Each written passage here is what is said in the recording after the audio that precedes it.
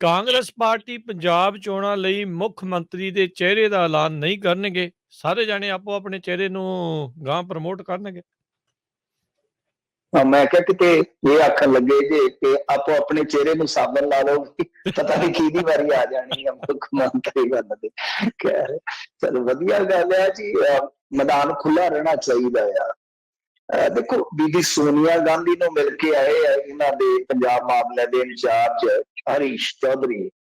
ਉਹਨਾਂ ਨੇ ਸਟੇਟਮੈਂਟ ਜਾਰੀ ਕਰ ਦਿੱਤੀ। ਉਹਨਾਂ ਨੇ ਆਖਿਆ ਕਿ ਅਸੀਂ ਕੋਈ ਸਿੰਗਲ ਫੇਸ ਜਿਹੜਾ ਹੈ ਨਾ ਸੀਐਮ ਦਾ ਉਹ ਨਹੀਂ ਦੇਣਾ, ਅਸੀਂ ਜੁਆਇੰਟ ਹੀ ਜਾਵਾਂਗੇ, ਮਤਲਬ ਕਿ ਸਾਂਝੇ ਰੂਪ ਚ ਹੀ ਜਾਵਾਂਗੇ। ਸਾਡੇ ਤਿੰਨ ਚਿਹਰੇ ਹੋਣਗੇ। ਤਿੰਨ ਕਿਹੜੇ ਉਹ ਆਪਾਂ ਅੱਗੇ ਵੀ ਵੇਖਿਆ ਹੀ ਆ, ਅੱਗੇ ਵੀ ਸੁਣਿਆ ਹੀ ਆ, ਸੁਨੀਲ ਜਾਖੜ, ਨਵਜੋਤ ਸਿੰਘ ਸਿੱਧੂ ਅਤੇ ਚੰਨੀ ਜੀ। ਹੁਣ ਉਹਨਾਂ ਨੇ ਸਾਫ਼ ਕਰ ਦਿੱਤਾ, ਸਿੱਧਾ ਸਰਲ ਅੱਖਰਾਂ ਦੇ ਵਿੱਚ ਸਮਝਾ ਦਿੱਤਾ ਕਿ ਭਾਈ ਇੱਕ ਜਾਣੇ ਨੂੰ ਮੋਹਰੇ ਲਾ ਕੇ ਲੜਾਈ ਨਹੀਂ ਲੜਨੀ, ਸਾਰਿਆਂ ਦੇ ਚਿਹਰੇ ਤੇ ਅਸੀਂ ਲੜਾਈ ਲੜਾਂਗੇ, ਜਿਹੜੇ ਖਾਸ ਤੌਰ ਤੇ ਤਿੰਨ ਚਿਹਰੇ ਦਿੱਤੇ ਹੋਏ ਨੇ। ਪਰੰਤੂ ਜਿੱਥੇ ਪਰੰਤੂ ਆ ਜਾਂਦਾ ਨਾ, ਉੱਥੇ ਬਹੁਤ ਕੁਝ ਸਟਾਰਟ ਹੋ ਜਾਂਦਾ। ਕਹਿਣ ਦਾ ਭਾਵ ਇਹ ਆ ਕਿ ਜਿਵੇਂ ਇਹ ਸਟੇਟਮੈਂਟ ਆਈ, ਚੰਦ ਮਿੰਟਾਂ ਬਾਅਦ ਮੈਂ ਜਿਵੇਂ ਤੁਹਾਨੂੰ ਦੱਸਿਆ ਕਿ ਇਹਨਾਂ ਦੀ ਮੀਡੀਆ ਮੈਨੇਜਮੈਂਟ ਆ, ਨਾਲ ਦੀ ਨਾਲ ਫਿਰ ਉਹਨਾਂ ਚੈਨਲਾਂ ਨੂੰ ਸੱਦੇ, ਕਿਉਂਕਿ ਉਹਨਾਂ ਦੀ ਰੀਚ ਵੀ ਖਾਸੀ ਆ ਭਾਈ। ਚਾਰ ਮਿਨਿਸਟਰਾਂ ਦੇ ਬਿਆਨ ਆਉਂਦੇ ਆ ਕਿ ਚੰਨੀ ਨੂੰ ਸੀਐਮ ਫੇਸ ਐਲਾਨਿਆ ਜਾਣਾ ਚਾਹੀਦਾ। ਇਹ ਕੋਈ ਛੋਟੀ ਗੱਲ ਨਹੀਂ ਹੈ, ਇਹ ਸਧਾਰਨ ਗੱਲ ਨਹੀਂ ਹੈ। ਤਾਂ ਇਹਦੇ ਵਿੱਚ ਸੁਖਜਿੰਦਰ ਸਿੰਘ ਰੰਧਾਵਾ ਨਾਲ ਉਹਨਾਂ ਨੇ ਤਾਂ ਸਿੱਧੂ ਤੇ ਗੁੱਜਾ ਜਿਹਾ ਤੰਜ਼ ਵੀ ਕੱਸਿਆ ਹੈ, ਗੁੱਜੀ ਜੀ ਟਕੋਰ ਵੀ ਕੀਤੀ ਹੈ ਕਿ ਮੈਂ ਕਰਨ ਵਾਲੇ ਜਾਂ ਮੈਨੂੰ ਆਹ ਚਾਹੀਦਾ, ਮੈਨੂੰ ਆਹ ਚਾਹੀਦਾ, ਹਾਏ ਮਰ ਗਿਆ ਕਰਨ ਵਾਲੇ ਕਾਂਗਰਸ ਦੇ ਵਿੱਚ ਪ੍ਰਵਾਨ ਨਹੀਂ ਹੁੰਦੇ। ਜਦੋਂ ਪੱਤਰਕਾਰ ਨੇ ਪੁੱਛਿਆ ਕਿ ਕੌਣ ਕਰਦਾ ਹੈ, ਉਹ ਕਹਿੰਦਾ ਜੀ ਤੁਹਾਨੂੰ ਪਤਾ ਹੀ ਹੈ, ਛੱਡੋ ਖੈੜਾ। ਇਸੇ ਤਰ੍ਹਾਂ ਤ੍ਰਿਪਤਜਿੰਦਰ ਸਿੰਘ ਬਾਜਵਾ, ਇਸ ਤੋਂ ਇਲਾਵਾ ਰਾਣਾ ਗੁਰਜੀਤ ਤੇ ਬ੍ਰਹਮ ਮਹਿੰਦਰਾ, ਇਹਨਾਂ ਸਾਰਿਆਂ ਨੇ ਠੋਕ ਕੇ ਕਿਹਾ ਕਿ ਚੰਨੀ ਨੂੰ ਸੀਐਮ ਫੇਸ ਐਲਾਨਿਆ ਜਾਣਾ ਚਾਹੀਦਾ। ਤਾਂ ਗੱਲ ਇਹ ਆ ਕਿ ਹੁਣ ਜੀ ਨਵਜੋਤ ਸਿੰਘ ਸਿੱਧੂ ਆਪਣੇ ਪੱਧਰ ਤੇ ਜੁਗਾੜਬੰਦੀ ਕਰ ਰਿਹਾ, ਦੂਸਰੇ ਪਾਸੇ ਹਰੀਸ਼ ਚੌਧਰੀ ਕਹਿ ਰਹੇ ਕਿ ਅਸੀਂ ਸੀਐਮ ਫੇਸ ਦੇਣਾ ਨਹੀਂ ਹੈ। ਤੇ ਹੁਣ ਤੁਸੀਂ ਨਾਲ ਇਹ ਦੇਖੋ ਕਿ ਕਿਸ ਤਰੀਕੇ ਦੇ ਨਾਲ ਇਹ ਸਟੇਟਮੈਂਟਾਂ ਜਿਹੜੀਆਂ ਉਹ ਜਾਰੀ ਹੁੰਦੀਆਂ ਨੇ। ਮੇਰੀ ਆਵਾਜ਼ ਆ ਰਹੀ ਹੈ? ਜੀ ਜੀ ਜੀ ਮਿੰਟੂ ਜੀ ਆ ਰਹੀ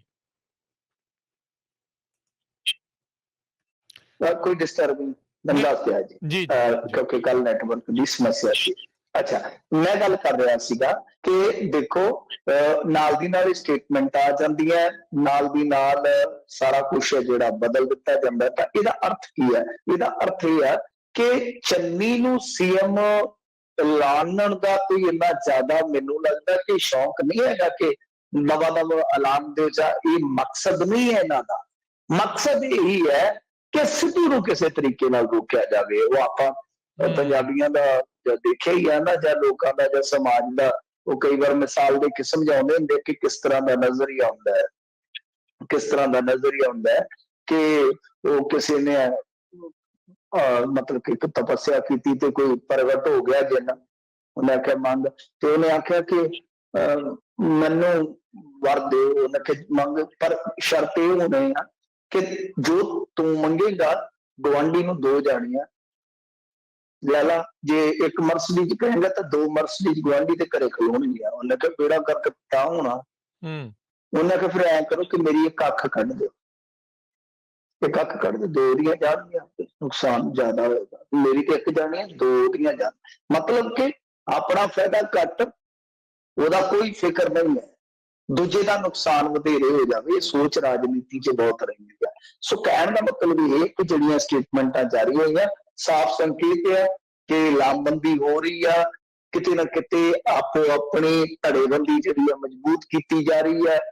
ਔਰ ਨਾਲ ਹੀ ਜੇ ਆਪਾਂ ਦੇਖੀਏ ਤਾਂ ਜਿਹੜੀ ਕੱਲ ਰੇਡ ਹੋਈ ਆ, ਈਡੀ ਦੀ ਰੇਡ ਹੋਈ ਆ, ਉਹਨੂੰ ਵੀ ਆਪਾਂ ਜੋੜ ਕੇ ਦੇਖ ਸਕਦੇ ਹਾਂ ਕਿ ਜਿਵੇਂ ਹੀ ਚੰਨੀ ਦੀ ਇੱਕ ਵੀਡੀਓ ਆਉਂਦੀ ਹੈ ਜਿਹਦੇ ਚ ਸੋਨੂ ਸੂਦ ਕੁਛ ਸ਼ਾਟ ਜਿਹੜੇ ਆ ਉਹ ਹੁੰਦੇ ਆ, ਉਹਦੇ ਤੇ ਬੋਲਦੇ ਆ ਸੋਨੂ ਸੂਦ, ਤੇ ਨਾਲ ਚੰਨੀ ਜੀ ਦੇ ਸ਼ਾਟ ਆ ਜਾਂਦੇ ਨੇ।